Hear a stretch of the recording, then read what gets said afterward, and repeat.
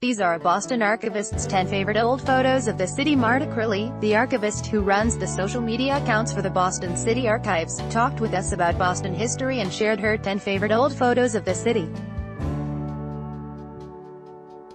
Ever wonder what the commute at Sullivan Square Station looked like in 1901? The Boston City Archives can tell you.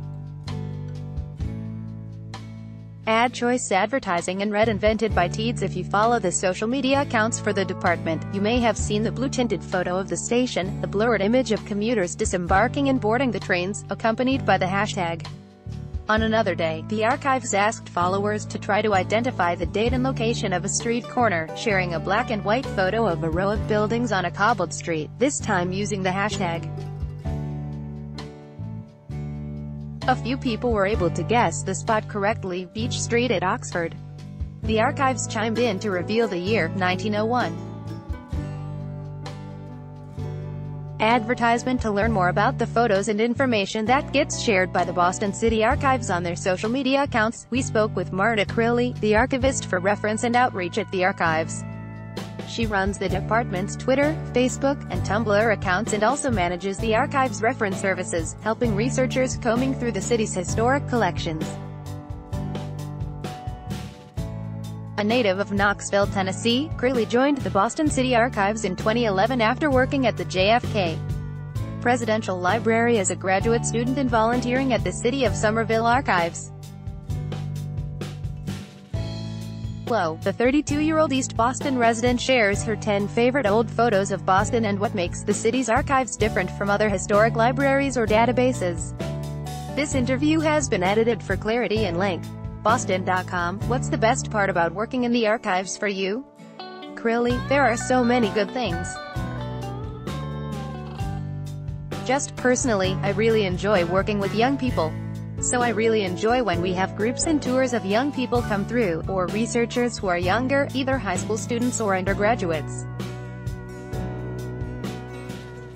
Because that's how I got my start in archives, when I was in late high school, early college. I really fell in love with historical documents and primary sources. So, I really enjoy having people come into the archives and getting to watch them look at something from the 1800s or the 1700s for the first time. Advertisement. I also really love when I'm able to find, when I'm helping a researcher, find something that's really important to them. Maybe their ancestors' voting record or their ancestors' tax record or a photograph of the house where their grandparents grew up. Something like that. Those moments are really, really rewarding. What are some of the goals you have for putting information out about the city's history to the public? Why do you think it's important for the public to have access to this historical information? We really want to underscore the public ownership of the city records. City Archives has the records of Boston's municipal government, so those records belong to the people of Boston. We want everyone to be aware of the records we have. But we especially want Bostonians to be aware that these are the records of their city and that they have the ability to access and look at the records.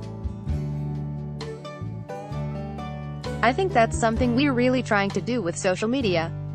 We want to underscore the public's ownership of our records and also elevate the importance of public participation with the city archives. One of the things I really like about social media is that it gives us the opportunity to talk to our constituents. With a blog post, people see the records you have and that's great. But with social media, people can ask us questions. We can answer them.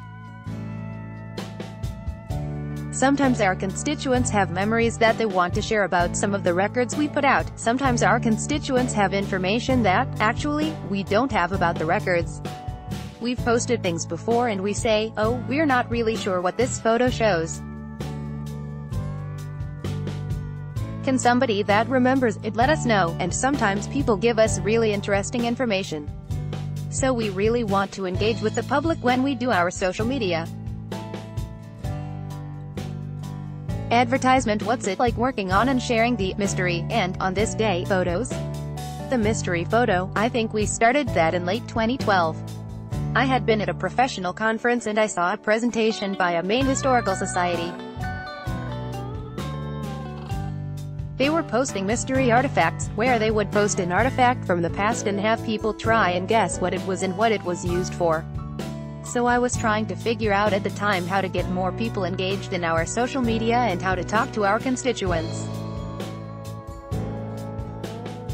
And I thought, well, we don't have artifacts, but we do have photographs. So that was how we started posting the mystery photos.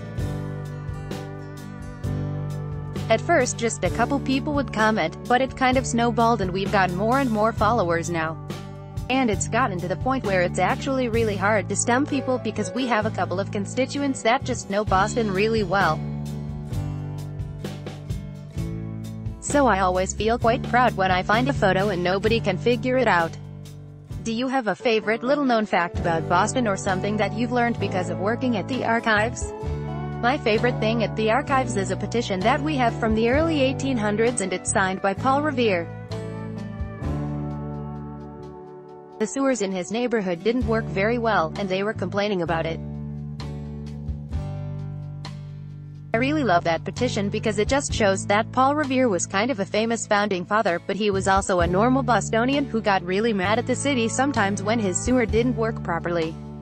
The city archaeologist's office is above us and I mentioned this to him one time, and he's dug in that area, and he was like, oh yeah, the drainage problems there are so bad, I understand why.